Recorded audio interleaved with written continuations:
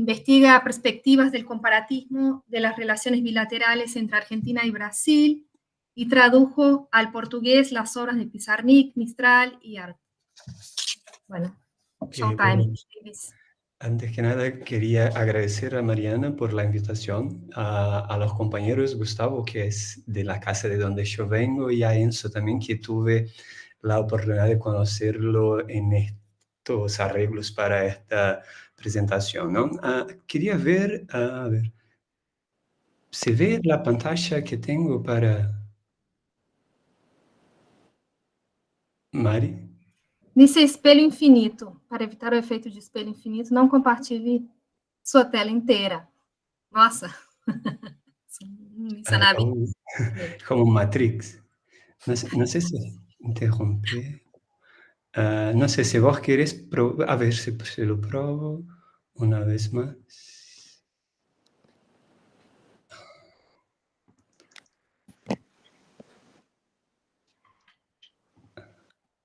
¿Se ve o se ve el espejo infinito?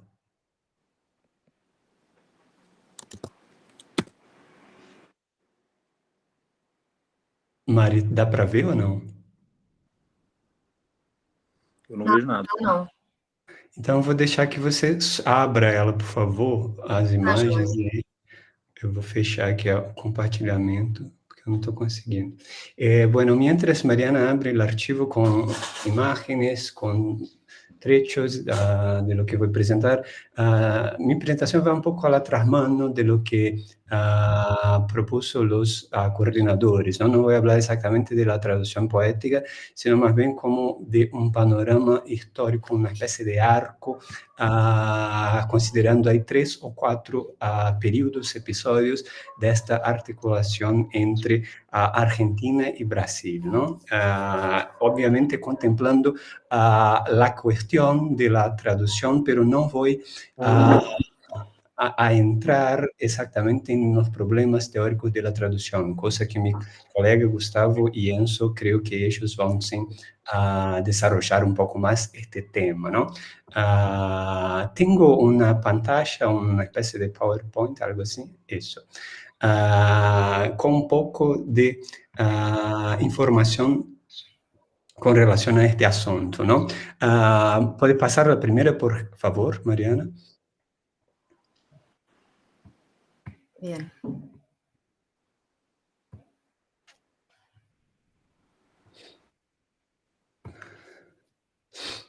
Aquí tenemos para arrancar esta, que es la tapa, ¿no? Si podéis volver un poco donde dice la revista Ilustrada, que es de 1889, el momento en que Brasil finalmente se convierte al modelo de la república, ¿no? Entonces vemos ahí las dos cornucopias, las dos alegorías de la República Argentina, saludando la brasileña y al medio la gorrita jacobina, ¿no? Que actualmente es el símbolo de las Olimpiadas francesas, ¿no? Y ahí entonces, digamos, un momento de ecualización entre los dos modelos políticos, una vez que antes, especialmente cuando llegó el momento de los exiliados del periodo de Rosas, como José Marmo, Juan María Gutiérrez, entre otros nombres, ¿no? Que pasan por Brasil, les parece que a este país, por ser una monarquía, por ser un imperio, no es un país confiable, una vez que no tiene una prensa libre, el mecenazgo imperial todavía coopta a estos escritores brasileños que estarían ahí amplificando, coordinando el debate público en este momento, ¿no? Puede pasar, tenemos ahí en una especie de zoom, una más, Mariana, y la otra sería anterior, ¿no? Eso, que acá la fecha es de 1888, al fin de la imagen, todavía Brasil con la bandera imperial, y la cornucopia no es más de una mujer con la gorra jacobina, sino más bien un indígena, ¿no? Con ahí toda su caracterización de este emblema de lo que sería el romanticismo brasileño, ¿no? ¿Puedes avanzar, por favor, Mariana? Quería empezar con estas imágenes, entonces, para situar un poco a lo que será este periodo primero del romantismo, donde todavía no existe una emancipación, o mejor dicho, una autonomía literaria, pero hay como un debate que se ubica en este tema de la emancipación literaria, especialmente cuando los argentinos se encuentran exiliado de paso por Rio de Janeiro, ¿no? Puedes avanzar, por favor, Mariana. Acá tenemos una imagen que es de la revista Minerva Brasiliense, que es uno de los grandes periódicos, juntamente con lo que sería la revista Niterói, donde se trabaja en espacio público la discusión, el debate respecto a la nacionalidad de la literatura del romanticismo brasileño, ¿no? Y ahí puedes pasar una página más, Mariana, por favor. Vamos a ver entonces justo el artículo que en 1800, acá abajo, 1844, publica Joaquim Norberto Souza e Silva, ¿no? Se llama sobre indagações sobre a literatura argentina contemporánea. ¿Puedes pasar, Mariana, por favor? En este artículo, ahí de 1844, este señor, que es un polígrafo de la época, hace como una especie de balance, de resumen de lo que sería la generación romántica de 1837 en Argentina, ¿no? Y básicamente lo que va a proponer Joaquín Norberto es pensar qué posibilidades encontraríamos entre la literatura romántica en Brasil y la literatura del romanticismo en Argentina, ¿no?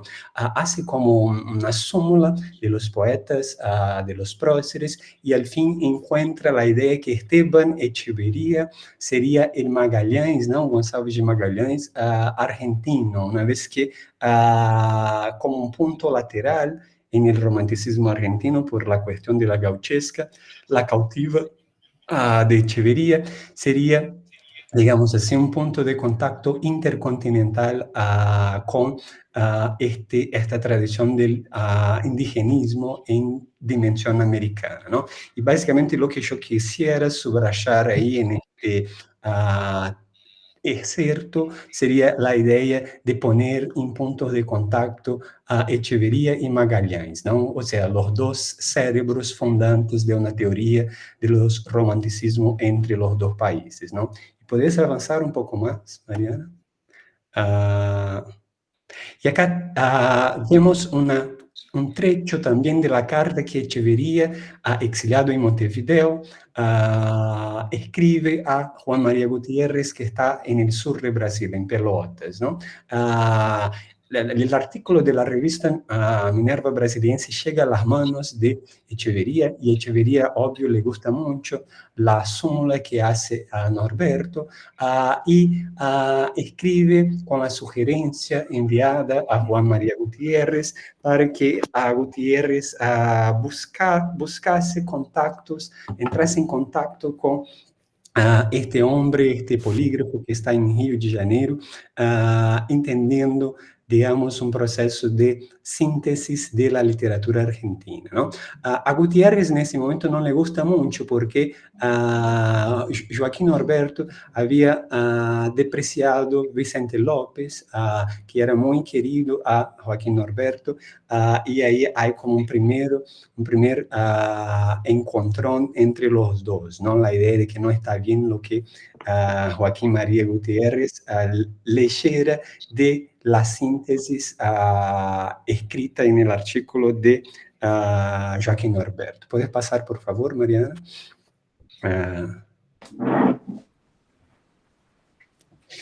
Y de ahí más, mientras esperamos que se pase la pantalla, Joaquín Norberto corresponde con Gutiérrez, y ellos arreglan algo en el sentido de seguir especulando los puntos de contacto entre las dos literaturas, ¿no? Lo interesante entonces de este primer momento sería la inversión de vectores, ¿no? Salimos de la tradición de pensar la formación nacional, sea de Argentina, sea de Brasil, especialmente con Francia, con Portugal, para pensar un primer punto de contacto en dimensión interamericana, ¿no? O sea, entre Argentina y entre Brasil. ¿Puedes pasar, Mariana, por favor? Y acá vemos lo que será, puedes pasar un poco más, la América Poética, una especie de antología publicada en Valparaíso, Chile, de las manos de Juan María Gutiérrez, ¿no? Entonces acá sigue todavía el criterio de que como Brasil no es un país republicano, sus poetas estarían afuera de esta antología, ¿no? Entonces vemos como este criterio de modelo político genera una interferencia en la inserción de los nombres de la literatura brasileña en esto que sería, digamos, de la parte de Juan María Gutiérrez, un síntesis de la producción de la poesía americana. Ahí tenemos otras páginas. Mariana, ¿puedes pasar para vernos un poco? Puedes pasar una más, son solamente detalles. Y acá finalmente sale como los apuntes biográficos, texto, en el cual finalmente Gutiérrez, puedes pasar, Mariana, asimila, digamos, finalmente la poesía brasileña en sus estudios literarios, ¿no? Y entonces dedica un largo estudio à Confederação dos Tamoios, de Gonçalves de Magalhães. Una vez más, puedes pasar, Mariana, tratando de articular puentes entre lo que sería la tradición de la Confederación de Tamoios, con también lo que sería la cautiva de Echeverría y los poetas del periodo colonial como Ercilla y Zúñiga, de la Araucana, Lima Fundada, de Peralta y el peregrino indiano de Guzmán, ¿no? Entonces cría, digamos así, por medio de la Confederación dos Tamoios, una especie de texto precursor que va a iluminar una tradición precedente en el debate literario de este periodo, ¿no? Entonces, finalmente, solamente cuando ya se encuentra Brasil articulado con Urquizas para la derrocada de Rosas, hay, digamos, de la parte de Gutiérrez, una inclinación positiva, favorable, por el procesamiento de la literatura brasileña, ¿no? ¿Puedes pasar, por favor, Mariana? Vamos a ver ahí como un mapa muy breve. Puedes pasar también de los telégrafos, era solo la idea de que hasta 1871 no existen los telégrafos, de modo entonces que no hay interconexión entre estos países, ¿no? El debate literario, entonces, digamos así, suplementa la ausencia de tecnología de estos años, ¿no? Acá vamos a tener este libro, El Brasil Intelectual, que se publica en 1900, del diplomático también, García Miró, que hace como que una síntesis de de los intelectuales brasileños del siglo XIX, ¿no?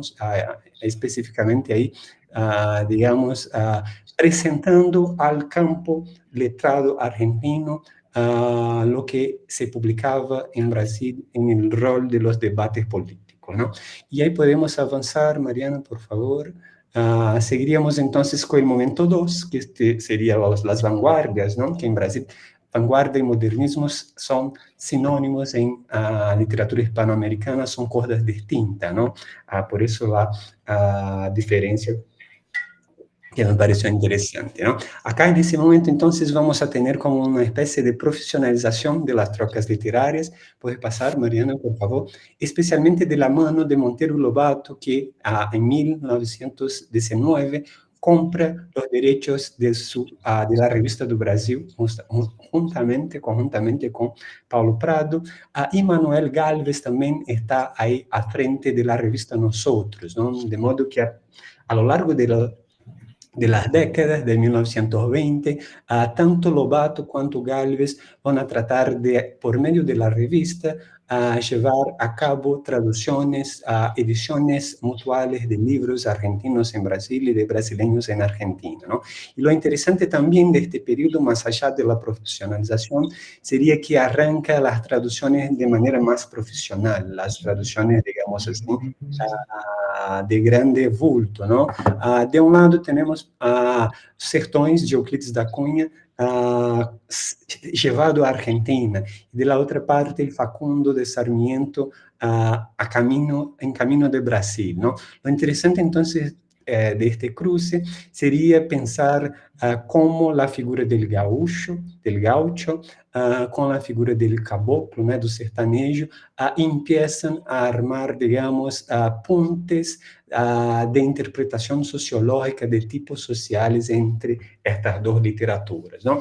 Lobato tiene como un deseo de abrir una sucursal de su editorial Revista do Brasil en Buenos Aires, así como Gálvez también desea abrir una sucursal de la Cooperativa Editorial de Buenos Aires y de la revista Nosotros, con sede en Río de Janeiro, ¿no? Entonces, ahí hacia 1925, ellos tienen sus proyectos, se corresponden, se intercambian cartas, pero al fin los proyectos tienen como vida muy corta, ¿no? ¿Puedes avanzar, por favor, Mariana? Una vez más, acá la tapa de la Revista do Brasil, del momento con Lobato ya al frente. Entonces, lo que podríamos sintetizar de eso sería la idea de crear un capitalismo editorial en términos de Benedict Anderson, ¿no? En dimensión interamericana, ¿no? O sea, los libros, por medio de iniciativas del ámbito privado, empiezan también a articular lo que en el siglo XIX todavía se definía por ideologías y orientaciones políticas, ¿no? ¿Puedes avanzar, por favor, Mariana? Puedes avanzar también, ahí tenemos como detalle, pero el tiempo no me alcanza para tanto, entonces voy a seguir haciendo síntesis, ¿no? Acá tenemos también la correspondencia entre ellos, y puedes avanzar hasta la etapa de la revista Sur, por favor, Mariana, que ahí ya serían los años 30, 40 y 50, que es un momento en donde se da la institucionalización de estas revistas, ¿no? De la parte del Ministerio de la Justicia de Argentina habrá una colección de autores brasileños, y de la parte del Itamaraty también habrá otra colección de la mano de Pedro Caumont, y de la parte argentina de Ricardo Levene, muy oficialista, trabajando textos de historiadores, hasta que ahí, pasando la década, donde hay grande riqueza de intercambios, vemos la revista Sur, ¿no? ¿Puede pasar, por favor, Mariana? En 42, una más, tenemos acá el índice, si puedes ampliarlo, volver al índice anterior, Mariana. Ahí. Vemos que hay toda una serie como Drummond, Bandeira, Vinícius de Moraes, y abajo, si puedes llegar casi que al pie de la página, Mariana, vamos a ver que hay como una serie de textos al presidente del Brasil, de los argentinos, ¿no? Lo que pasa en este momento es que Brasil tiene como una política externa muy ambigua. El Estado Novo de Vargas es una dictadura de inclinación fascista, incluso ha deportado personas para Europa, pero engaña a la intelectualidad argentina, que es un país que ha declarado posición contraria a la expansión fascista por Europa, ¿no? De manera entonces que por estos años Argentina es una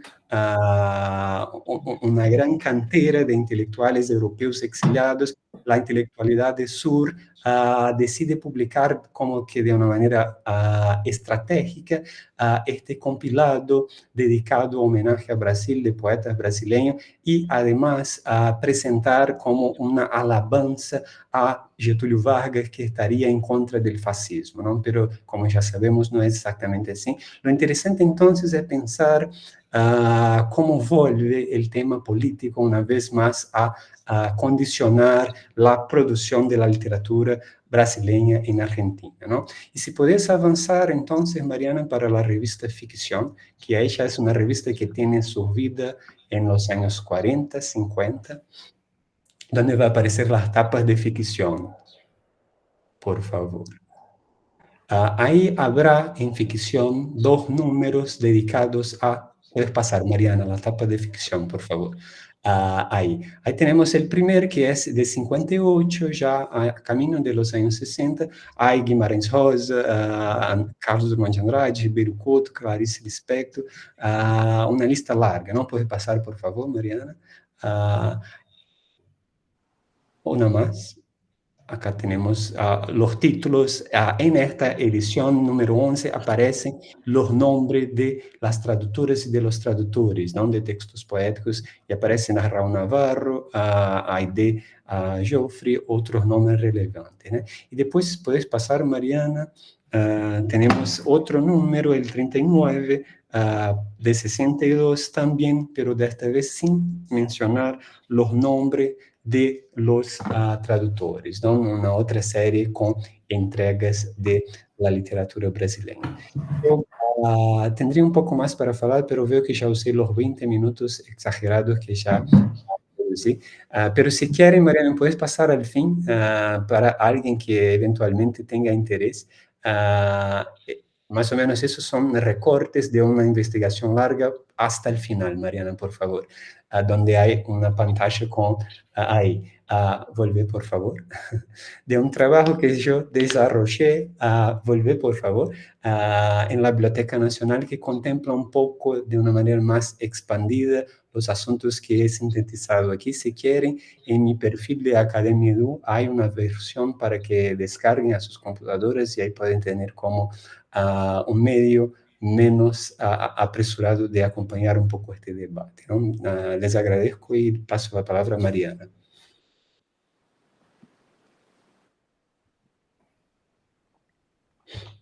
Bueno, muchísimas gracias, Davis, por la exposición tan rigurosa, tan detallada, interesante. Voy a pasar directamente la palabra a Gustavo. Gustavo Silveira Ribeiro es profesor de literatura brasilera de la Universidad Federal de Minas Gerais, es postdoctor por la Universidad de Lisboa, doctor, magíster y graduado en letras por la Universidad Federal de Minas Gerais y editor de la revista Urizu, revista de poesía y crítica cultural. Bien, Gustavo, escuchamos. Boas tardes para todos, boa tarde para todo mundo. Eu peço desculpas e já me justifico de uma vez, eu vou fazer a minha apresentação em português. Eu consigo entender plenamente o que os colegas falam. Eu poderia tentar, mas acho que isso acabaria mais atrasando os trabalhos do que favorecendo a apresentação. Então, para criar já de uma vez uma dissonância aqui, uma palavra-chave do que eu tenho a dizer, eu vou me apresentar em português e começo, por óbvio, agradecendo o convite, dizendo da felicidade, da responsabilidade, da honra que é poder representar o FMG nesse projeto bilateral que agora começa. Queria dizer também da felicidade de estar neste encontro com 2 colegas, que foram meus colegas de formação, de estudo, a Mariana e o Davidson, e também um prazer agora trabalhar e conhecer o Enzo. Enfim, o que eu trouxe aqui para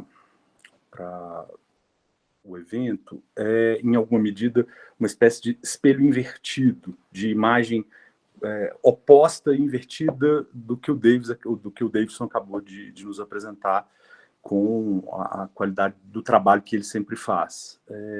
Eu queria investigar de um modo, suponho, muito menos rigoroso, muito menos sistemático e, sobretudo, muito menos vinculado a uma pesquisa historiográfica de fôlego, como é a dele.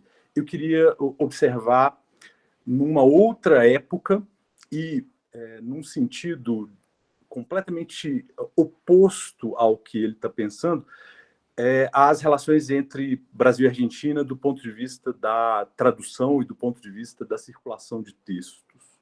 Meu ponto, para que eu me explique com mais clareza, a apresentação aqui se chama Angélica Freitas, poeta argentina.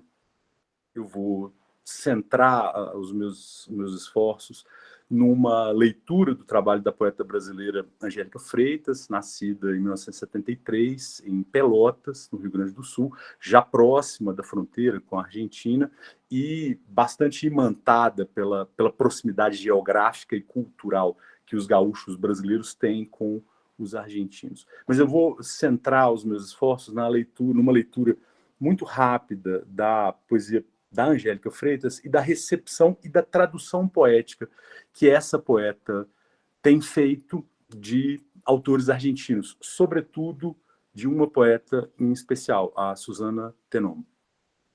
Então, a partir dessa hipótese, ou a partir dessa questão, as traduções e a escrita poética dessa autora brasileira, Angélica Freitas, eu queria observar como poetas argentinos têm sido lidos no Brasil, nas últimas 3 décadas, nos últimos 30 anos, e como essas leituras, como uma recepção cada vez mais ampla, mais favorável, mais aberta da poesia argentina, que vem sendo sistematicamente traduzida no Brasil desde os anos 90, como isso tem impactado a escrita poética no Brasil. Por isso eu tentei enfatizar que eu estou fazendo um movimento algo como inverso ao que o Davidson acabou de nos apresentar, na medida em que o foco das relações bilaterais é observar como a poesia argentina penetra no Brasil, ou vem penetrando no Brasil, e vem impactando, vem transformando desde dentro a cena poética brasileira contemporânea. Seria quase possível dizer, e isso é sempre um tipo de afirmação excessivamente peremptória e eventualmente polêmica, mas é quase possível dizer que estamos num primeiro momento histórico em que a poesia argentina, de fato, impacta a poesia escrita no Brasil. Se isso já era evidente em outros contextos, e, sobretudo, na vinculação com outros gêneros literários, com outros escritores, poderíamos falar durante semanas inteiras da presença e da importância de Borges, de Cortázar, de Pilla e de tantos outros, de Sayre, de tantos outros escritores, sobretudo narradores, eventualmente ensaístas argentinos, na cultura brasileira. Mas do ponto de vista da produção poética, é mais difícil situar as leituras que os brasileiros foram fazendo historicamente e os diálogos que se foram estabelecendo entre esses dois países, entre poetas dos dois lados da fronteira. A pesquisa que o Davidson aqui nos apresenta começa a mapear alguns desses encontros a partir da historiografia, de uma pesquisa mais sistemática dos arquivos, das publicações, mas do ponto de vista propriamente da análise literária, da análise dos textos poéticos publicados no Brasil, é mais difícil rastrear uma presença de fato impactante de poetas argentinos entre nós. Isso mudou e já vem mudando, mas isso mudou sistematicamente, mudou radicalmente nas últimas décadas. Eu queria fazer aqui, portanto, a partir da obra da Angélica Freitas, esse pequeníssimo balanço que eu situo, ou que eu, para começar, recuo ao início da década de 90 no Brasil. Em 1991, para ficar aqui com uma data, e qualquer outra data seria tão arbitrária quanto esta, mas para ficar numa data assumidamente arbitrária, em 1991, a editora Iluminuras, de São Paulo, publica o livro Caribe Transplatino, que eu tenho aqui, já que eu estou no celular, não tenho nenhuma condição de compartilhar slides ou coisas do gênero, eu vou tentar mostrar a capa. Em 1991, a editora Iluminuras, de São Paulo, publica esta antologia Caribe Transplatino, organizada pelo poeta e exilado argentino no Brasil durante muito tempo, Néstor Perlonger. Antologia que se volta para a produção poética dos chamados neobarrocos.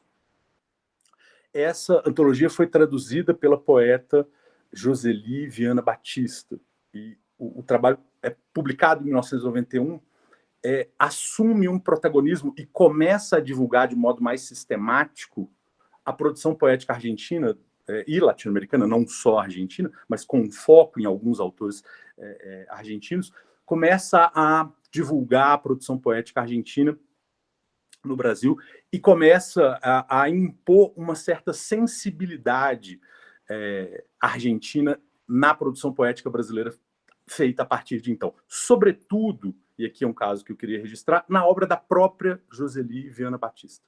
Ela, poeta e tradutora, assume no seu trabalho um diálogo muito mais explícito com essa tradição, muito mais explícito, sobretudo com a produção dos neobarrocos, àquele momento que ela está traduzindo.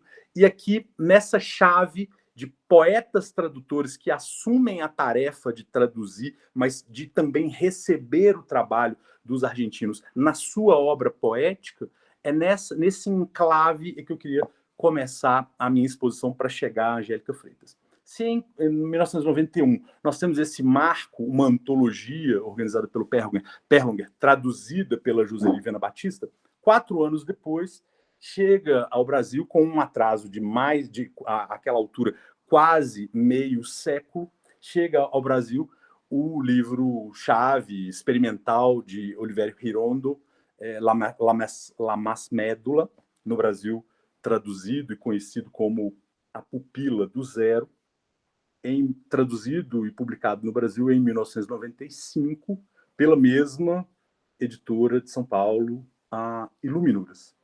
A tradução cabe também a outro poeta, dessa vez Regis Bonvintino, poeta de São Paulo. Josely Viana Batista, do Paraná, vive em Santa Catarina, mas nasceu no Paraná, no sul do país. Em 1995 sai a primeira tradução de La Masmédula em português, completa, recolhida em livro de circulação de uma editora capaz de fazer uma circulação mais ampla. E, de novo, nós percebemos que, dessa vez, se Josely Viana Batista, que construía uma obra poética àquela altura, iniciava a construção de uma obra poética fundada, uma obra poética organizada a partir de um diálogo latino-americano, a partir de um diálogo com outras fontes, com outras línguas, com outras culturas, e aqui incluímos as culturas e as línguas guarani, na fronteira com a Argentina, na fronteira com o Paraguai, sobretudo. Se a obra de Josely Viana Batista assumia a sua dicção latino-americana, e, portanto, ao receber a poesia argentina, como que entrava, a partir dessa recepção, num outro fluxo, Regis Bonvintino, como um poeta brasileiro que começa a publicar nos anos 70 sob o influxo das neovanguardas construtivistas.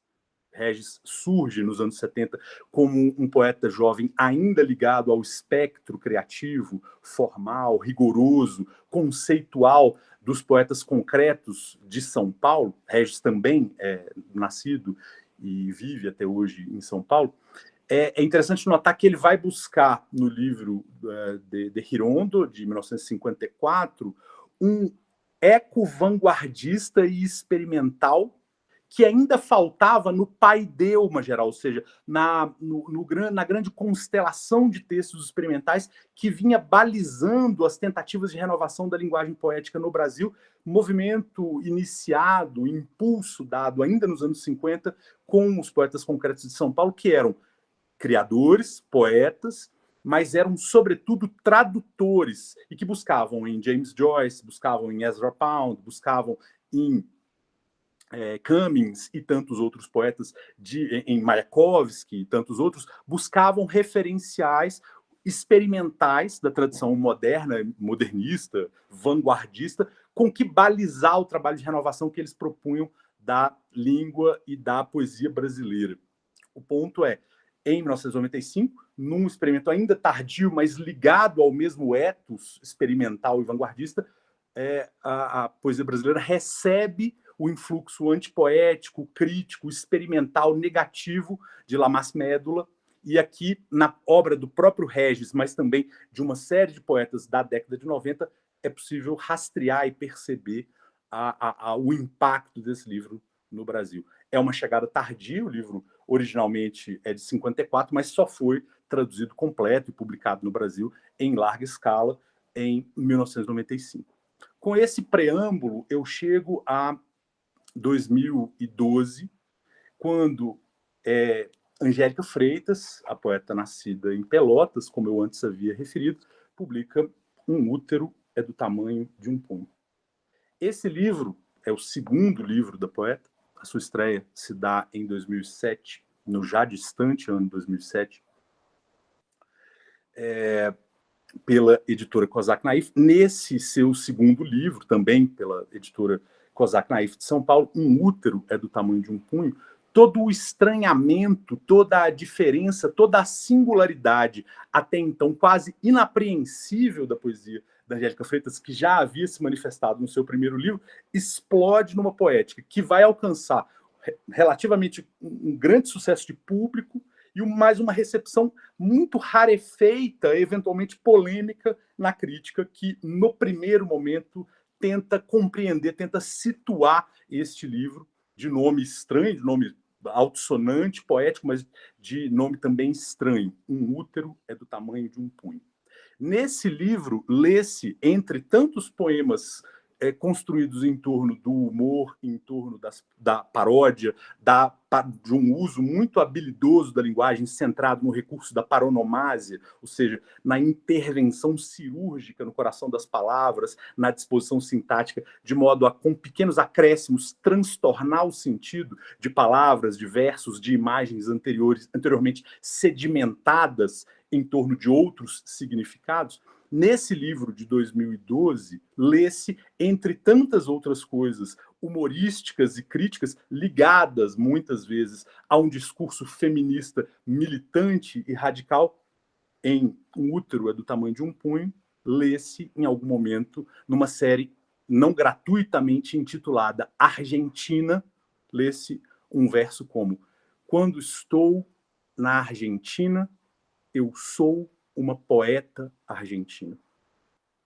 É desse verso que eu tiro o meu título, que quer aqui soar algo provocador, mas também quer soar algo contextualizador.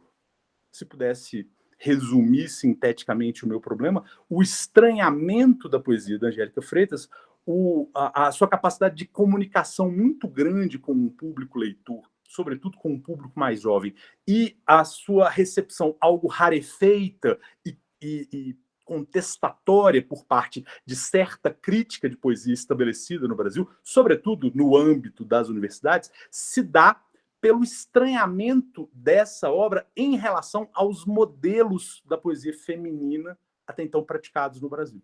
Poderíamos dizer que a poesia escrita por mulheres no Brasil tem toda uma tradição, mesmo uma tradição que possui também os seus desvios, os seus extravios, mas a poesia publicada por mulheres no Brasil tem toda uma tradição e criou a sua legibilidade em torno à recorrência de certas poéticas, à recorrência de certas citações, à recorrência de certos modelos formais. Temos alguns grandes nomes a balizar a poesia escrita entre nós.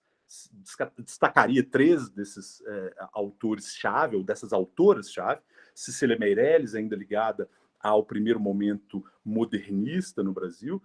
Eurídice Fontela, nos anos 60, ligada, ainda que de modo muito singular, às neovanguardas de São Paulo, e a uma leitura, ora distanciada, ora detalhada, do construtivismo.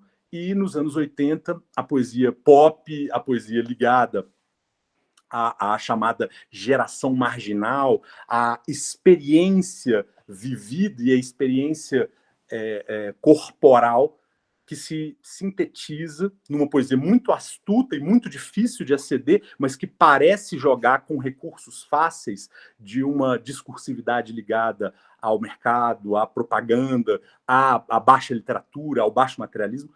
Eu me refiro aqui à poesia da Ana Cristina César.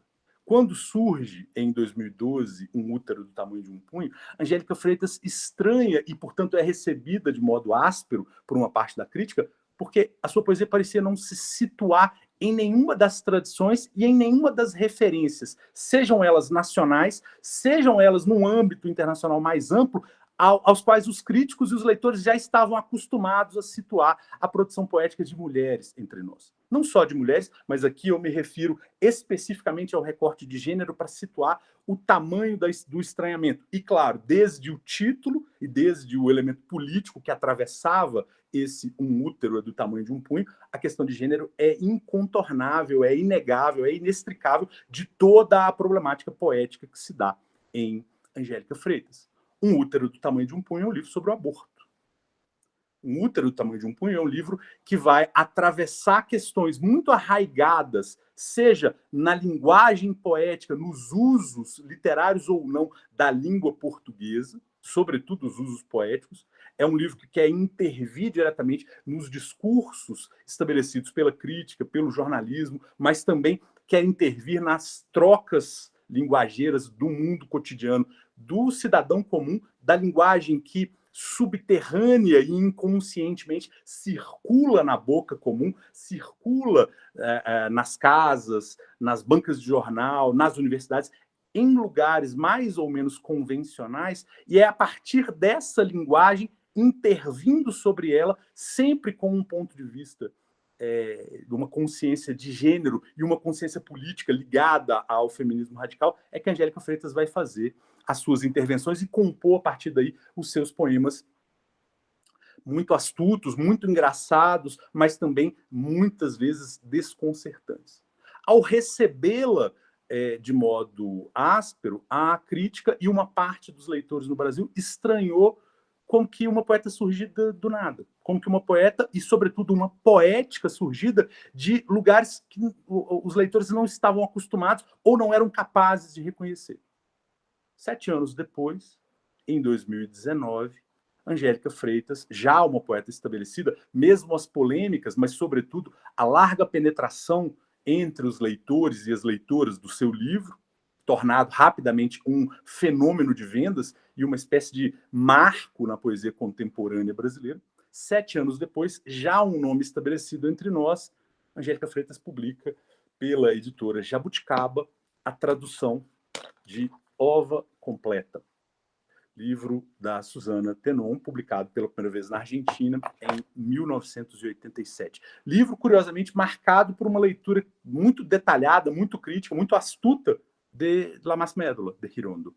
Mas filiações e arcos históricos e dialogais para o lado, né, colocando isto de lado, o que interessa é que, a partir da tradução de Susana Tenon, a partir da tradução de Ova Completa, publicada 7 anos depois, os leitores que se interessaram por esse livro, buscaram a Susana Tenon e foram ler o trabalho, a tradução da Angélica Freitas, perceberam de imediato que ali estava uma das referências, ali estava uma das matrizes formais decisivas para compreender o trabalho da autora.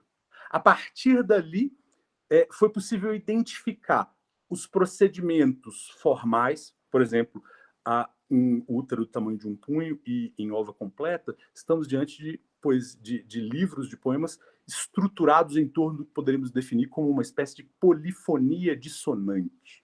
Ou seja, são livros atravessados por múltiplas vozes discordantes entre si, que recuperam, em meio à composição dos versos e em meio à construção de uma voz lírica reconhecível, ainda que áspera e crítica, recuperam as vozes do cidadão comum, os discursos da crítica acadêmica, os discursos ligados ao jornalismo e à indústria cultural, trazendo toda essa miríade de vozes para dentro do texto e fazendo com que esses múltiplos discursos entrem em choque e em tensão uns com os outros, para, a partir desse choque, a partir dessa tensão, construir-se uma perspectiva crítica, uma perspectiva muito evidentemente ligada a uma releitura feminista e engajada da tradição poética de língua portuguesa, mas também da tradição poética ligada ao automodernismo internacional. Aqui vão aparecer outras referências literárias, outras poetas e outros poetas, mas, sobretudo, prevalece em Um Útero do Tamanho de um Punho e na restante, na sequência da obra poética desenvolvida por Angélica Freitas, prevalece a presença e a tradução criativa dos versos de poetas argentinas contemporâneas, como a Susana Tenon, como a Cecília Pavon, como Laura Wittner, como Fernanda Laguna. A partir desse gesto tradutório de dar à luz em português, de um modo igualmente experimental e criativo, o livro Ova Completa, da Tenon, os leitores puderam perceber como a diferença e a singularidade da poesia produzida por Angélica Freitas no Brasil tinha como marco, tinha como referencial, muitas vezes oculto ou imperceptível para o leitor brasileiro desacostumado com a tradição poética argentina, tinha como referencial fundamental a poesia argentina feita, sobretudo por mulheres, nas últimas décadas. Então, a partir desse caso, nós começamos a perceber como uma série de outras poetas, Marília Garcia, Ana Martins Marques, Mônica de Aquino e tantas outras, como elas começam nos seus trabalhos criativos publicados nos últimos 15, nos últimos 20 anos no Brasil, começam a dar corpo a um movimento de leitura e de busca na tradição argentina mais recente de modelos formais, de temas, de questões tanto concernentes ao verso e à teoria poética, quanto concernentes ao engajamento e à presença na sociedade das vozes poéticas femininas que assumem um outro lugar, que assumem uma outra posição diante da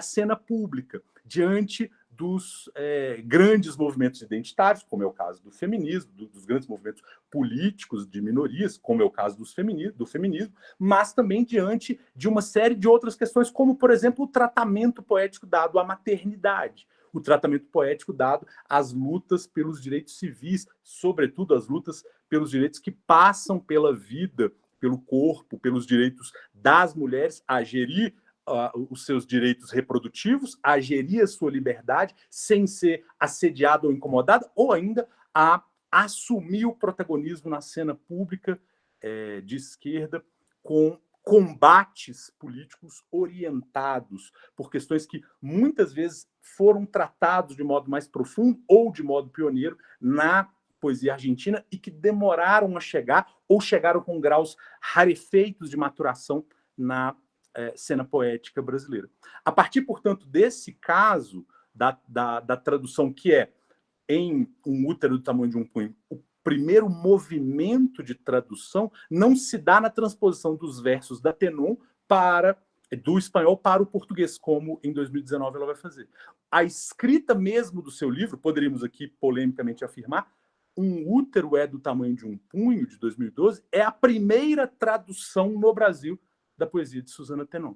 Não é uma tradução feita na passagem, como estamos acostumados a pensar o conceito e a ideia de tradução, não é uma tradução que possa incorporar a passagem de uma língua, de um idioma, para outro, de um poema escrito em espanhol para um poema escrito em português.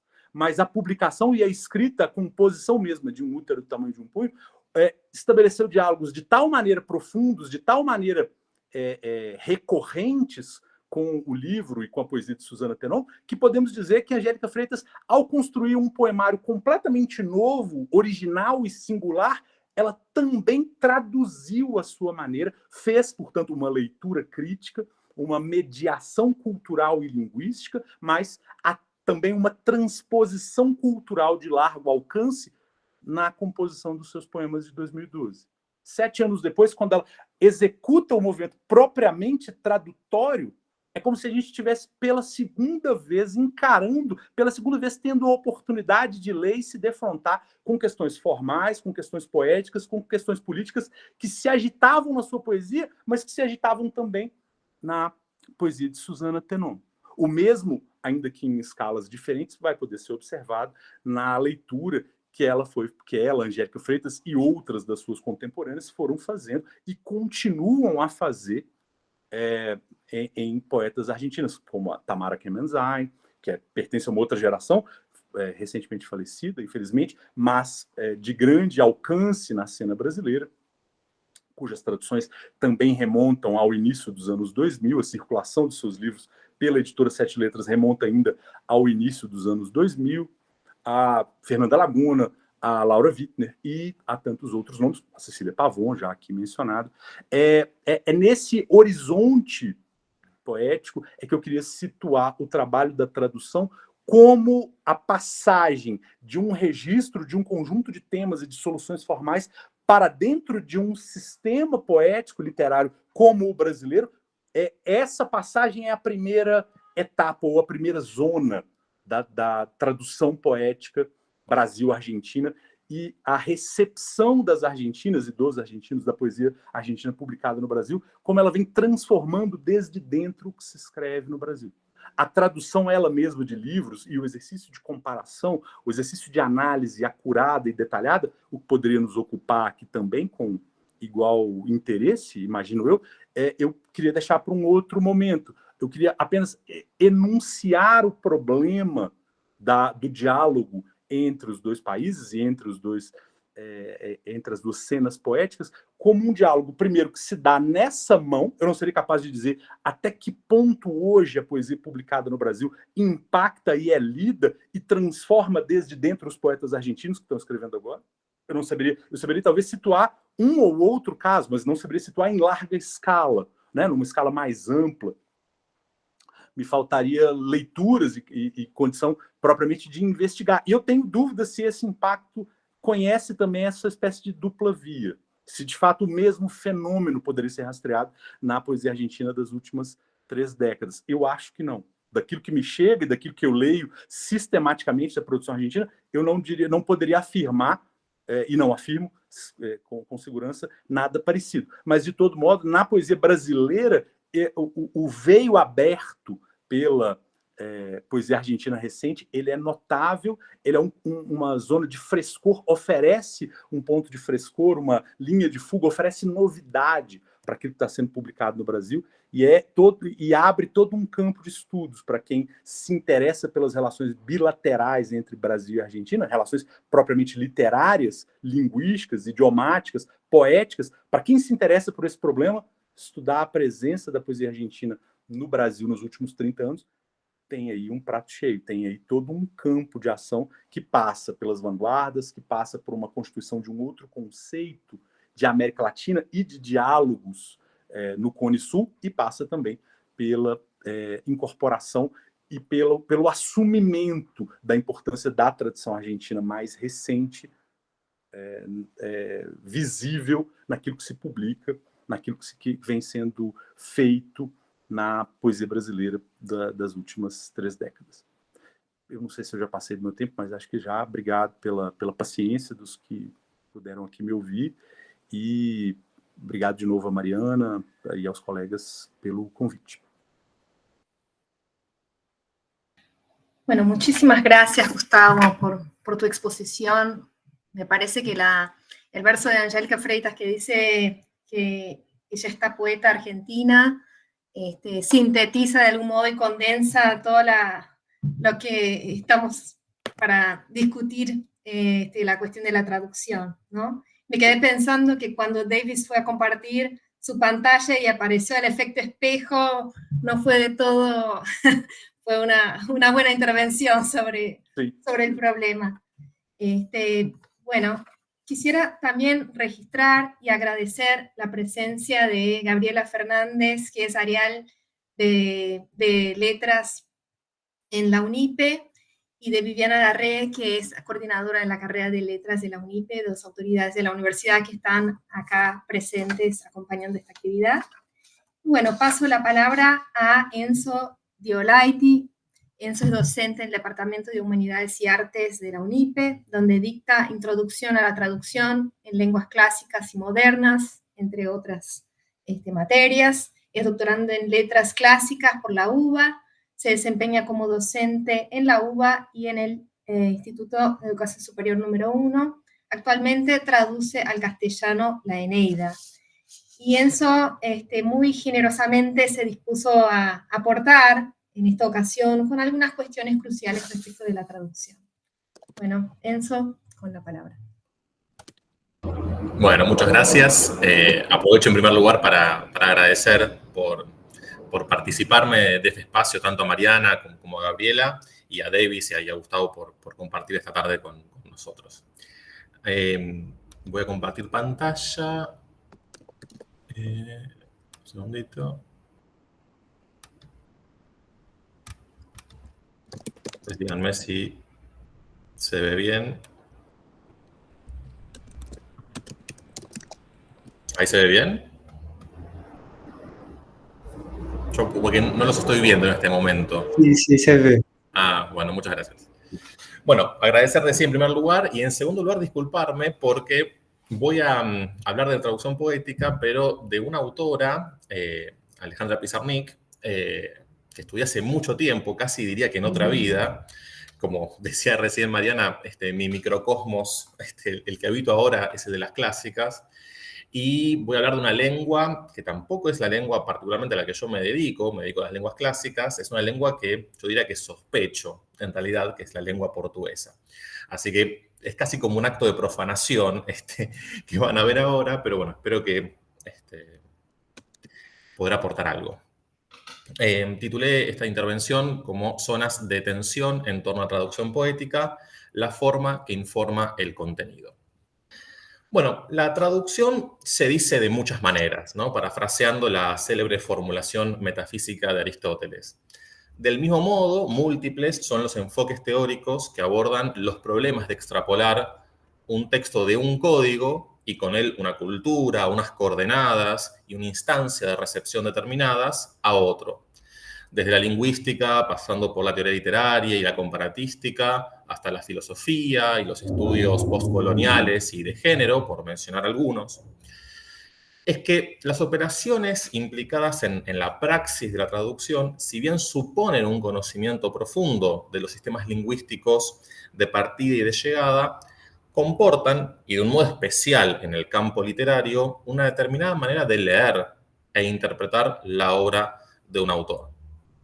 Dicho de otra manera, toda traducción conlleva el gesto semántico de la lectura, condicionada histórica y socialmente, efectuada sobre el texto de partida. Así, la traducción es, con distintos grados de literalidad, con distintos niveles de acercamiento o apartamiento, una reescritura, en tanto y en cuanto esta consiste en un acto creativo en el seno del cual dialogan y tensionan distintos saberes, vinculados en primera instancia con el modo como una lengua opera en sus distintos niveles de realización, un recorte simbólico de lo real, teniendo en cuenta, como es obvio, que no hay correspondencias uno a uno entre lenguas, y en segunda instancia con conocimientos de orden histórico, cultural, literario y filosófico. Estos saberes, a su vez, entran en relación con el posicionamiento ético-estético inalienable para cada traductor, que condiciona además sus estrategias traductoras. Quisiera problematizar brevemente, a propósito de algunas categorías, ¿no? A propósito de la relación que guarda el texto traducido con lo que comúnmente se llama original. Entrecomillo esto de original, dado que es impensable que un texto no surja sino a partir de otro texto. En primer lugar, me refiero a la categoría de equivalencia traductora, ¿no? Que es nodal en el campo de la traductología y ha sido objeto de sucesivas reformulaciones y controversias, ¿no? Su estatuto paradojal, ¿no? Esta equivalencia en la diferencia, torna difícil asir una única conceptualización. En virtud de la dinámica relación entre el texto traducido y el texto de partida, la mentada equivalencia no se trata de reproducir linealmente expresiones de una lengua en otra, sino de expresar una determinada manera de leer el texto fuente en otra lengua en virtud de la recontextualización que implica toda traducción y de la funcionalidad que se le otorgue al texto traducido. Y la otra categoría que me parece interesante pensar es la categoría de la secundariedad, en tanto estatuto ontológico de la traducción. Parece de perogrullo, ¿no? Pero la traducción ocupa este lugar en los márgenes. Es segunda por naturaleza, ¿no? Porque llega en segundo lugar. Se trata, en efecto, de repetir en otra lengua, de reescribir con otro repertorio de opciones lingüísticas, ¿no? Estoy pensando en la lengua como un sistema de opciones, ¿no? A lo Halliday, digamos. De hecho, uno de los atributos de un texto es su pasibilidad para ser reescrito potencialmente al infinito. Lefebvre es uno de los exponentes de esta corriente que se ha denominado escuela de la manipulación, una línea teórica que pone en jaque justamente la noción de fidelidad. Ahora, esta secundariedad tiene otro correlato que a mí me resulta particularmente interesante, que entronca con lo que Kazan concibe en términos de la relación entre traducción y sofística, ¿no? Porque desde esta concepción sofística o logológica, como ella la denomina, la realidad no preexiste al logos. Por el contrario, es un efecto del decir. Opuesta a la línea dominante en la filosofía occidental, la ontológica, en virtud de la cual primero algo es, luego puede ser pensado y finalmente puede ser expresado. Estoy parafraseando el poema de Parménides. Desde esta perspectiva sofística, también segunda, la palabra tiene la potencia performativa de construir una realidad determinada. Dicho de otro modo, no hay realidad por fuera del discurso. Tenemos que confesar que para quienes nos dedicamos al campo de las letras, esta concepción textualizada de la realidad no puede resultarnos más atractiva, ¿no? Y bueno, haciendo como un efecto de zoom, yendo a la traducción poética en particular, bueno, hay mucho para decir, se imaginarán, hay mucho escrito sobre problemas específicos de traducción poética. Yo me voy a centrar en 4 aspectos muy conocidos, por otra parte, para que funcionen como, de alguna manera, claves de lectura de el corpus que voy a compartir con ustedes de Pizarnik.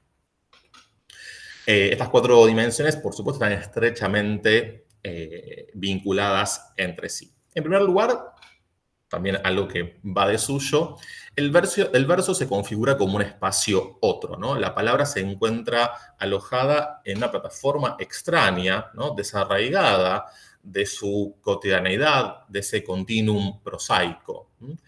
El verso, ¿no? Esta unidad rítmico-melódica, tiene una medida, ¿no? Tiene un metron determinado, que a su vez es susceptible de experimentación. Un primer rasgo que en el traslado de una lengua a otra va a ser crucial. En segundo lugar, tenemos como elemento constitutivo, esto Tiniano lo ha estudiado largamente, la repetición, ¿no?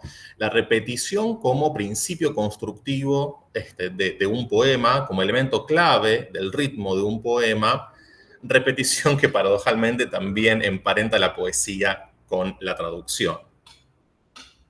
En tercer lugar, me interesa pensar en la dimensión gráfica, ¿sí? Pensar el texto poético como un dibujo y en particular en ese contexto el uso del blanco como una textualización del silencio. Propongo pensarlo en estos términos precisamente porque vamos a leer unos poemas de Pizarnik. Bueno, como ustedes saben, el silencio es condición de posibilidad de la palabra, ¿no? Casi como uno podría pensar en la física atomista de Demócrito, ¿no? El principio material es el átomo y el vacío es la condición de posibilidad de que ese átomo se mueva.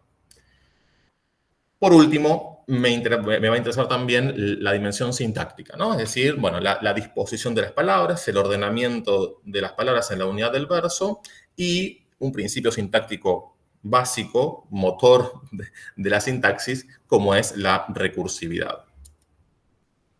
Los poemas que vamos a comentar son 2 del árbol de Diana, el 11 y el 14, y Fronteras Inútiles, integrado en Los Trabajos y las Noches. Aprovecho para agradecerle a Davis, que me compartió sus traducciones al portugués de estos poemas. Y bueno, vamos a ver qué podemos decir acerca de las operaciones de traducción implicadas. El corpus poético de Pizarnik, de una manera muy particular, supone el entrecruzamiento entre vida y poesía, o si se quiere, la poesía se erige como opción de vida. De ahí que la vida, y su revés la muerte, la noche, en tanto espacio para la creación poética, la incapacidad expresiva del lenguaje, y su revés, el silencio, se constituyen como los grandes ejes en torno a los cuales orbitan sus poemas. Enzo, Perdón Sí. por la interrupción. A mí me sigue apareciendo la diapositiva que me parece que es de las primeras. Ahora, A ahora ver. se modificó. Sí. Ahí, No sé si para ahí está. las demás personas. Bien, perfecto. Y ahí cuando yo paso, Ahora sí aparece, ahora en esta hora. Y no ahí sé. estoy pasando. Cuando hago la transición, ¿se ve la transición de una a otra? No, seguimos en el 11 todavía. Ah, o sea, se ve, claro, yo hice una cantidad de transiciones que no vieron, entonces. Sí. ¿Qué habrá Derrotera. pasado? Bueno, estas son las delicias de... a ver, ¿qué hago? Vuelvo a intentar. Perdón, ¿eh? A ver, voy a compartir la pantalla entera. A ver. Ahí, por esto resuelve la cuestión. A ver, ahí. Si yo paso. Sí, ahora sí. Bueno. Hagamos de cuenta que esto ya lo vieron. La primera diapositiva es un poco el planteo general del recorrido, del derrotero. Bueno, estas consideraciones que hice respecto de la traducción en general, respecto de la traducción poética en particular, y estamos acá en el corpus de análisis que recorté. Son poemas que a su vez dialogan entre sí. Una primera observación que quisiera compartir, me pasó cuando leía las traducciones de Davis, es que se me reveló el castellano de Pizarnik como francamente permeable al portugués. No quiero decir con esto que traducir a Pizarnik sea fácil, todo lo contrario, pero quizás hay algo del desnudo de la palabra en Pizarnik, la concisión como premisa y la fatalidad de la expresión que hacen que de pronto la frontera entre una lengua y otra se vuelva porosa y exhiba justamente ese estatuto esencialmente paradojal de toda frontera, ¿no? El hecho de ser a un tiempo el trazo de separación y el espacio del encuentro. Vamos con el poema 11. Ahora, en esta hora inocente, yo y la que fui nos sentamos en el umbral de mi mirada. Bueno, dos rasgos saltan a la vista en este poema, ¿no? El uso del blanco, como decíamos, y lo que algunos autores denominan como la limitación léxica. Si uno piensa ahí, un repertorio bastante limitado de ítems lexicales por los que opta Pizarnik, ¿no? En esta búsqueda tan refinada por el lenguaje y por la expresión concisa, la selección de palabras aparece como limitada de una manera autoimpuesta, ¿no? Una estrategia hermenéutica para pensar los textos poéticos está vinculada con la partición del significante. Bueno, es una manera un poco filológica, un defecto de formación que a mí me interesa, con la cual conecto para leer los poemas. Y los de Pizarnik se prestan especialmente a este gesto de lectura en virtud del trabajo realizado sobre la forma y el proceso de despojamiento al que somete al lenguaje. En este poema 11, en el que la temporalidad, ya desde la primera palabra, se constituye en una línea axial que da lugar a la fragmentación del ego poético, yo y la que fui, rasgo por cierto transversal en los poemarios de Pizarnik, tenemos un ejemplo elocuente con la recursividad del adverbio ahora en el verso siguiente, ¿sí? Que podemos leerlo de esta manera a partir de esta partición del significante. Es cierto que en la versión portuguesa el sonido gutural, ¿no? En agora, no reproduce ese juego, pero por otra parte tenemos en la traducción otro juego sumamente interesante a partir de la literación de la nasal en posición inicial que posibilita el amplio espectro de contracciones al que recurre el portugués. Nosotros en castellano tenemos solamente dos contracciones, fin de la historia. Bueno, el portugués es mucho más permeable, como el italiano, a las contracciones, y eso genera esta aliteración en nasal, nesta hora, non bravo. Y respecto de este poema, otro detalle que me resultó atractivo tiene que ver con la alternancia léxica o la alternativa léxica entre mirada y oleada. Se produce allí un efecto digno de mención, ¿no? El sustantivo, que en ambas lenguas tiene raíz verbal, coexiste en castellano con el participio y en portugués con el infinitivo, lo que supone una inversión entre los roles pasivo, en el primero, mi mirada, soy mirada, y activo, en el segundo, ¿no? Olhar, mirada. Esta ambivalencia, ¿no?, entre mirar y ser mirada se exhibe en su dualidad solidaria con la fragmentación del ego poético a la que aludíamos hace un rato, ¿no?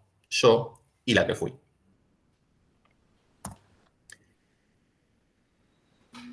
El poema 14 dice: el poema que no digo, el que no merezco, miedo de ser dos, camino del espejo, alguien en mí dormido me come y me bebe. Bueno, hay mucho para decir también de este poema. Es genial en Pizarnik cómo los poemas se convocan entre sí, ¿no? En cada texto se escuchan los ecos de la página anterior.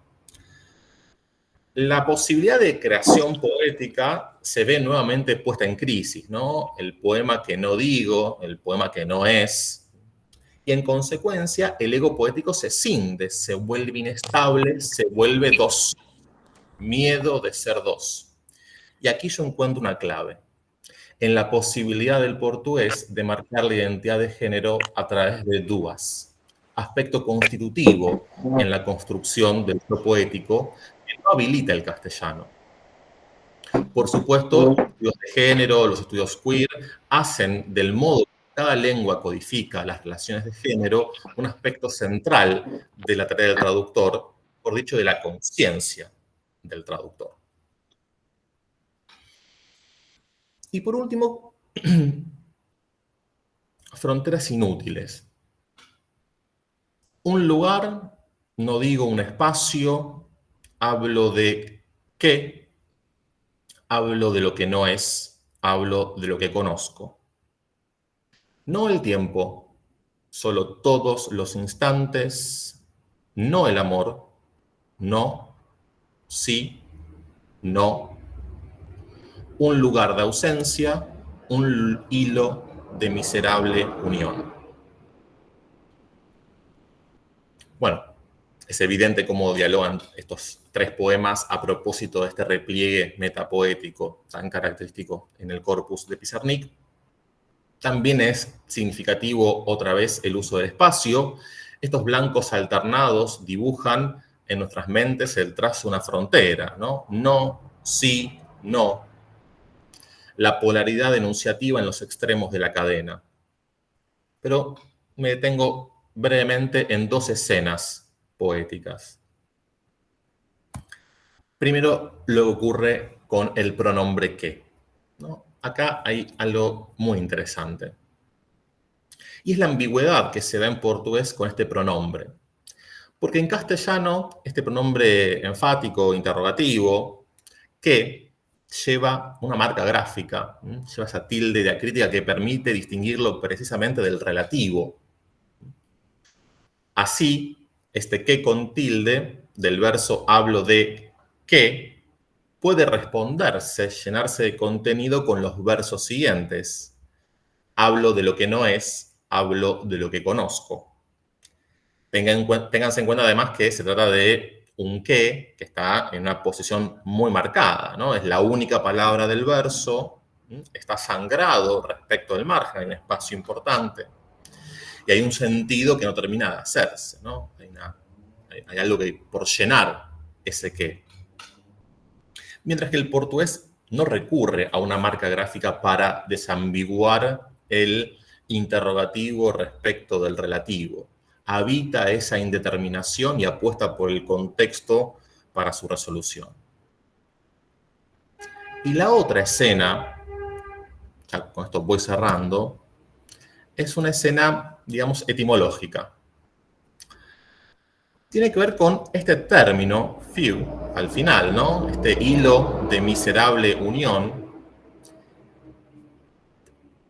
Porque el término hilo proviene del latín filum, que significa hilo, filamento, por su raíz en proto-indoeuropeo.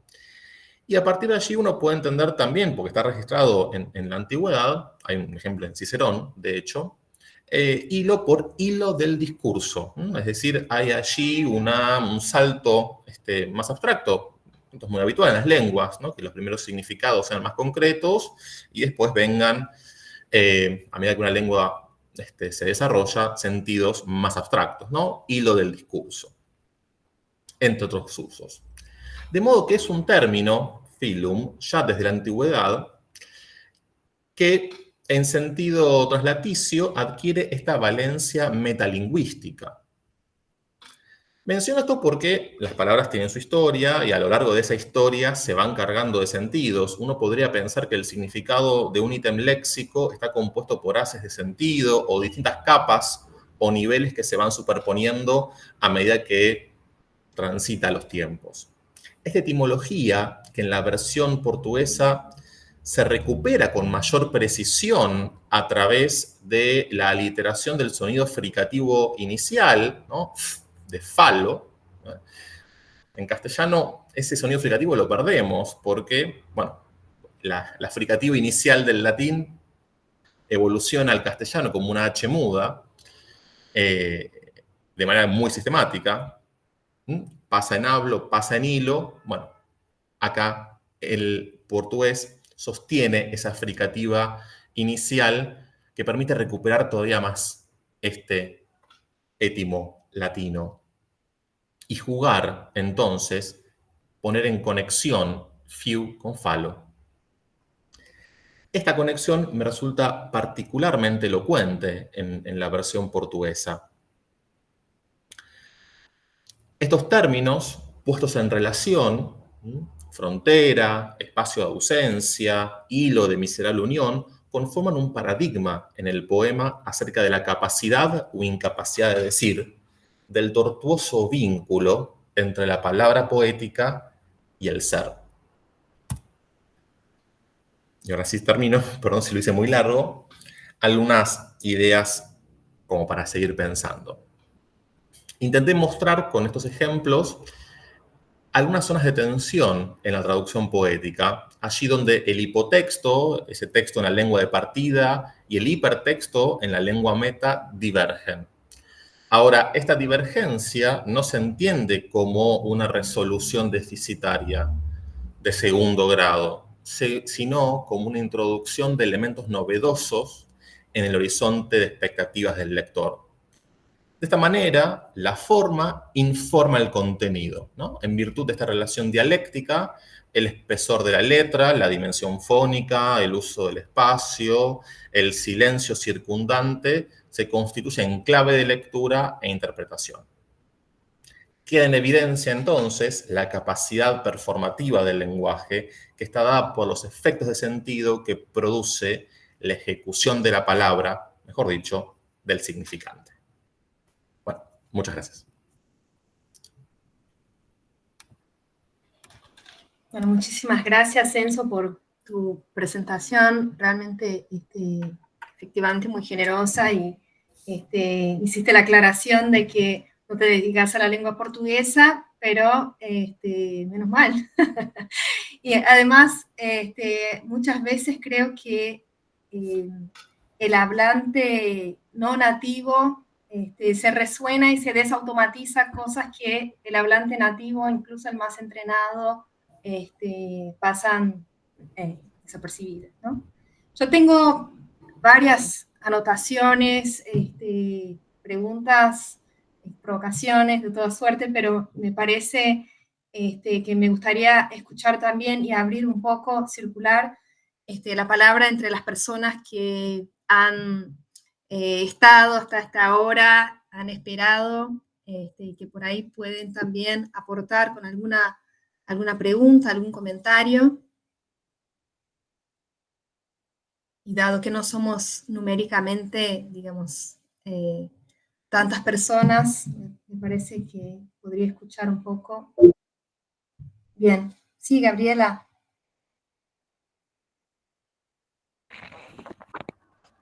Bueno, he podido reactivar mi cámara, que estaba como medio dormida. Bueno, muchas gracias a los tres por sus exposiciones, realmente súper interesante. Esto es una fiesta comparatista. Aunque yo no me dedique a la problemática de la traducción y a los estudios de traducción, sí trabajo desde la literatura comparada y la verdad que escuchar exposiciones con este nivel de rigor y de profundidad es un verdadero placer. Retomo una pregunta que le hice a Alejandro González, traductor argentino, creo que el año pasado, el anterior que estuvo en la UNIPE. Yo le había preguntado si, digamos, la pregunta va para todos, para el que quiera contestar, no hay problema. Le había preguntado si hay una ética del traductor, ¿no? En tanto hay límites que el traductor no puede violentar, digamos, en relación con el lenguaje. Y por ahí la pregunta es muy amplia, pero por supuesto que uno no debe esperar una respuesta definitiva, sino ideas que constituyan acercamientos o aproximaciones sucesivas para trabajar un problema que nunca se termina de cerrar, ¿no? ¿Hay una ética específica del traductor poético en términos de que, bueno, lo dijeron de distintas maneras, pero obviamente la traducción poética siempre está tensionando hasta el límite la cuestión de lo traducible, ¿no? Entonces, esa es la pregunta, sin esperar, por supuesto, la respuesta definitiva, sino opiniones y acercamientos que siempre serán provisionales y sujetos a revisión. Sí, Gabriela, gracias por la pregunta. Arranco y después escuchamos a los compañeros. Yo creo que sí, ¿no? Especialmente cuando se trata, en el ejemplo de Pizarnik, que es lo que yo tengo como práctica, yo creo que es un lenguaje muy específico, muy depurado, un lenguaje que de hecho ha sido trabajado casi que como una carpintería. Y ahí me parece que cuando hay algo así tan definido, tan filtrado, es necesario trabajar dicho texto desde el punto de vista de una ética, ¿no? Y también de una historicidad, o sea, de encontrar la posibilidad contextuales de resonancia de aquel texto en el pasaje para un otro idioma. El ejemplo de Enzo sobre mirada y olhar, también habría que preguntar si hay una ética del editor, ¿no? Porque es un enfrentamiento de, en fin, de gladiadores entre los traductores y los editores, ¿no? Yo, por ejemplo, pensaba que la cuestión de la mirada en la literatura argentina, en sus textos, por ejemplo, Piglia tiene ese texto sobre las dos miradas, la mirada Vega, Tuerta de Echeverría, de Néstor, la mía también, ¿no? Me insero un poco en esa idea de las dos miradas, una que mira para el territorio nacional y la otra que se vuelve hacia lo extranjero, lo exterior, ¿no? Y la editora me decía más o menos, no, pero mirada es muy arcaico en portugués.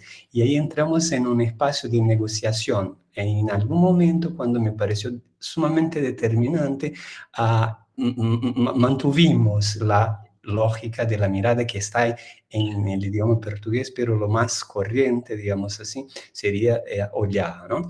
Entonces, sí, yo creo que hay una ética, especialmente hoy en día. Con Gustavo y con otra colega de la facultad donde trabajamos otro día, comentábamos las traducciones de Anne Carson, la poeta canadiense. Y hay un problema que por una parte es, me parece, algo positivo y de la otra negativo. La parte positiva, se democratizó y se amplificó mucho la cuestión de la representación también en el rol, en el ámbito de las traducciones. En contrapartida, a veces se entregan texto a personas que no tienen sensibilidad lingüística para captar lo que dichos textos demandan, ¿no? Entonces yo creo que es necesario pensar, sí, como vos proponéis, Gabriela, una ética del traductor, de la traductora, pero también de los editores, ¿no? Porque hay cosas muy malas y a veces un texto se pierde por completo por alguien que mete la pata y quiere inventar demasiado en un espacio donde no cabe la completa torsión, como me parece el lenguaje de Pizarnik, que es un lenguaje muy cortado, ¿no? Como cosa de desastre, ¿no? De la medida exacta, de los silencios, de la pausa, de los blancos, y así paso el habla para os colegas. Obrigado, Gabriela, pela pergunta, muito instigante e como você mesmo deixou claro, muito difícil responder de modo consensual. Eu vou assumir um pouco... eu não sou tradutor, apesar de já ter traduzido um poema ou outro para revistas, sobretudo para revista que eu mesmo edito, mas não me vejo como tradutor e muito menos poeta. Isso definitivamente não sou. Mas eu vou assumir o lugar do poeta tradutor, ou ainda, melhor dizendo, eu vou assumir o lugar teórico e prático daqueles que têm como ponto de partida e como ponto de chegada, como ponto de convergência do trabalho, a criação literária, a criação poética propriamente dita. Desse ponto de vista, a ética da criação é a ética da apropriação, é a ética do hibridismo, da impureza, do desvio.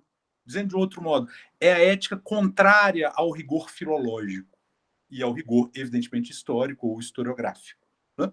O trabalho poético de tradução, sobretudo o trabalho poético de tradução que me interessa como leitor, formado um pouco pela tradição experimental brasileira e do modernismo internacional, é a tradução que vem de Ezra Pound, por exemplo, para a qual o exercício de tradução é, sobretudo, um exercício de crítica e de criação, e que é feito como crítica e criação de modo anacrônico e apropriativo. Isto é, a contextualização é um dos elementos com os quais o tradutor pode jogar. Não necessariamente é a camisa de força, são as grades que o vão restringir. Do mesmo modo, a precisão filológica, o étimo, a precisão conhecimento da língua de origem, o que não está colocado de nenhuma maneira, nenhum tipo de defesa de um desconhecimento aberto, de uma desconsideração da língua de partida. Mas, do ponto de vista da criação poética, prevalece, como ética fundamental, o resultado final e as liberdades quase absolutas, quase aristocráticas. Entra aqui na minha fala um pouquinho uma sombra da velha questão da soberba dos poetas, da soberba dos artistas, que criam em desconsideração das regras do mundo corrente, na maior parte das vezes. Então, é essa defesa de uma outra ética que eu queria colocar como contribuição à resposta. Não é uma resposta definitiva para a pergunta, há uma ética da tradução? Eu não queria colocar as coisas nesses termos assim tão peremptórios, mas queria deixar claro que, do ponto de vista que me interessa como crítico e como leitor, eu tenho observado como Susana Theron foi tradutora de Hilke, foi tradutora de Safo em algum momento, e escreve na sua obra completa um verso que a Angélica Freitas, por exemplo, assumiria: eu sou a Safo, somos a Safo in the Shitland, Safo na terra da merda. Né? Somos as novas poetas que estão escrevendo num outro contexto e que, portanto, traduzem e refazem sem necessariamente levar em consideração exclusivamente o rigor filológico e o rigor historiográfico. A apropriação e o anacronismo, como mecanismos, funcionam também como disparadores dessa outra consciência ética que atravessa o trabalho e a tarefa da tradução. Um pouco benjaminianamente falando, ainda que a apropriação de Benjamin aqui também seja problemática en algunos sentidos. Bueno, sumo una cosita, si les parece. El tema de la ética es como todo un capítulo enorme en traducción o en traductología. Pero a mí me interesa pensar la cuestión de la ética, que a mi modo de ver tiene correlatos estéticos.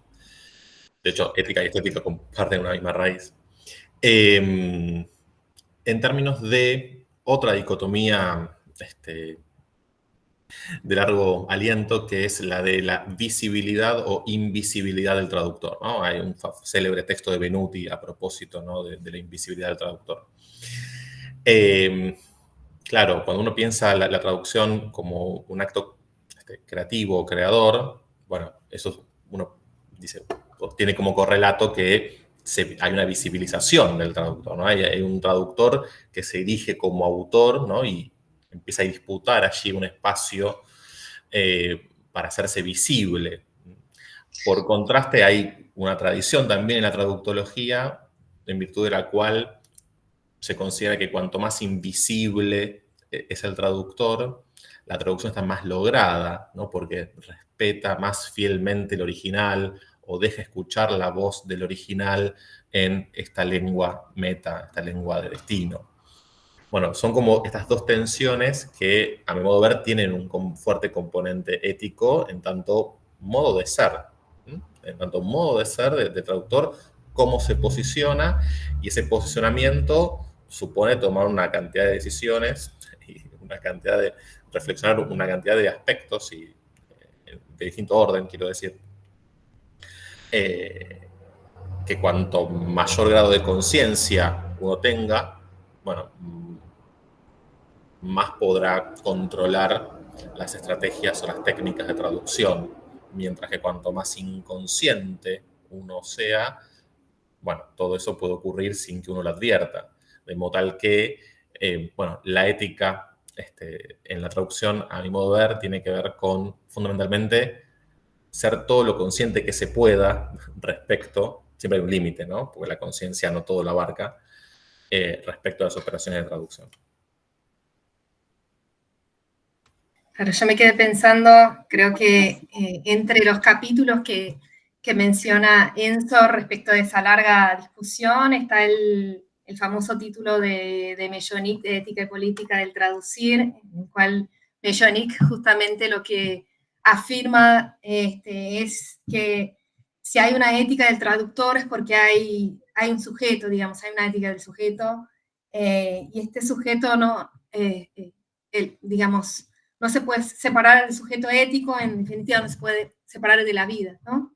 Que en definitiva también la traducción poética lo que hace es estallar todos los dualismos tradicionales en teoría de traducción, de Cicerón a Benjamin, ¿no?